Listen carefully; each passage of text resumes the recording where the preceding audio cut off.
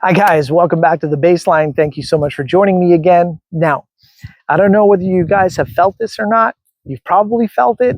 The headlines say record stock market highs, but your grocery bill looks like it's trading on the black market.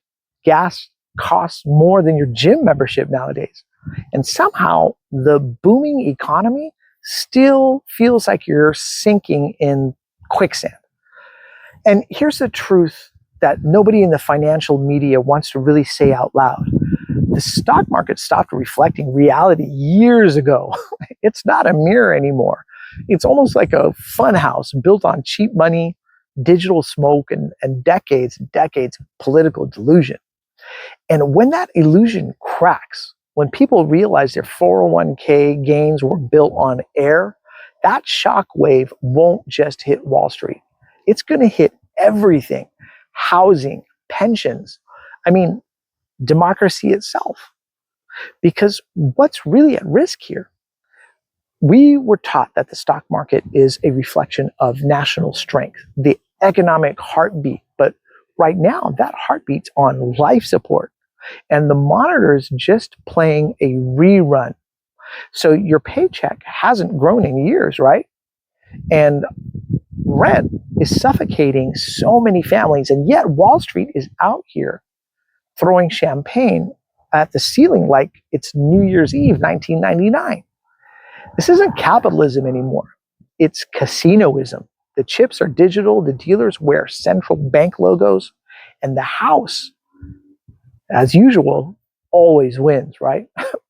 Now, here's the absurdity of it all, right? Let's take one name like Nvidia. In 2025, Nvidia hit a market value roughly of 4.4 trillion. That's more than the entire economy of Japan, more than India, more than every company in Switzerland combined. Now imagine that. One chip manufacturer worth more than the farmland factories and families that feed entire nations. Nvidia doesn't grow wheat. It doesn't build homes. It makes computer chips. Powerful ones, yeah, but it's not the foundation of civilization. So how does one company get valued higher than continents do? It's simple. It's not about productivity anymore. It's about proximity. Proximity to the money printer. Now, here's the disconnect, right? Because we have to rewind the tape back to like the 1970s. The United States cut its final tie to gold. That was like taking the seatbelt off the global financial system. Then after 2008, central banks went full throttle. Quantitative easing, zero interest rates, trillions of dollars conjured up like digital pixie dust, pumped straight into the bloodstream of banks and corporations.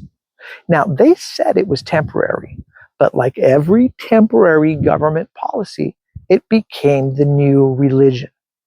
Now, the Fed printed, Wall Street speculated, and we were told this was stability. Now, economists even have named or have a name for this trick. They call it the Cantillon effect, where the people closest to the new money get rich first, while everyone else gets inflation hangover.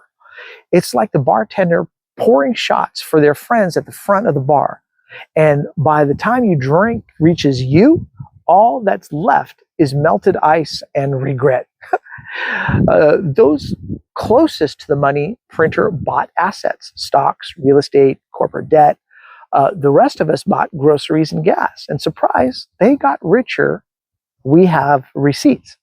So this created two inflations, right? Consumer inflation, your daily struggle; asset inflation, their luxury yachts, stock portfolios, and homes in Malibu.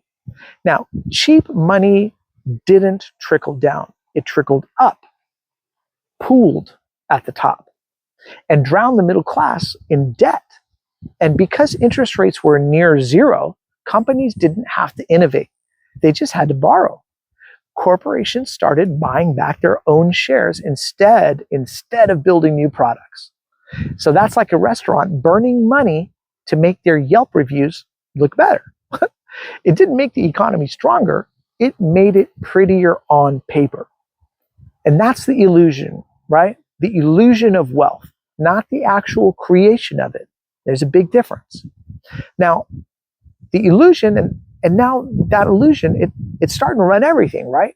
So let's talk about the Magnificent Seven, right? Apple, Microsoft, Amazon, Alphabet, Meta, Tesla, Nvidia. Together, they're worth 19 trillion.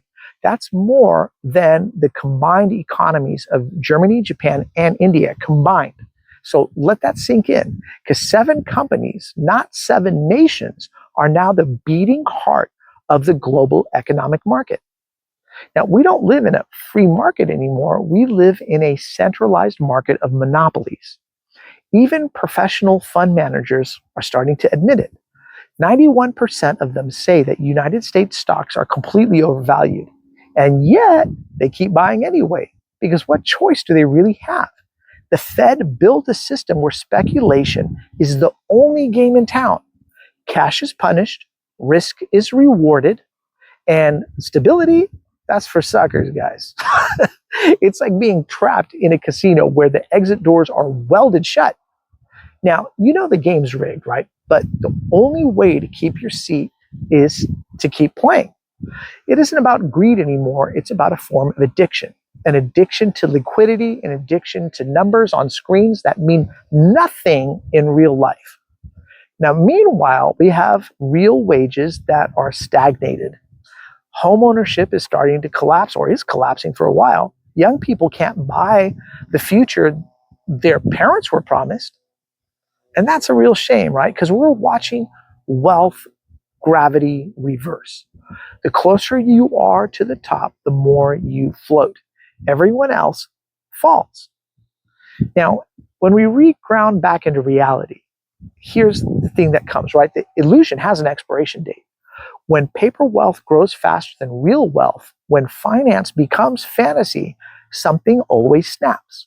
Now, it might be a debt crisis or a rate shock or just a collective movement where people say, wait, none of this makes sense anymore.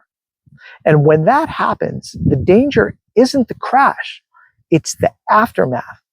Now, when people lose faith in money itself, the system doesn't just wobble, it starts to unravel. And here's the twist to it all, right? We don't have to wait for collapse to find a form of clarity. The power is in seeing through the illusion. Because every time you ask real question, who benefits from this policy? Who prints this money? Who owns this debt? You're already doing what Wall Street fears the most, which is breaking the spell. All right, guys, do I have this all right? Do I have it all wrong? Let me know in the comment section below. I value your opinion, and I read and reply to all the comments. All right. I thank you so much for watching me on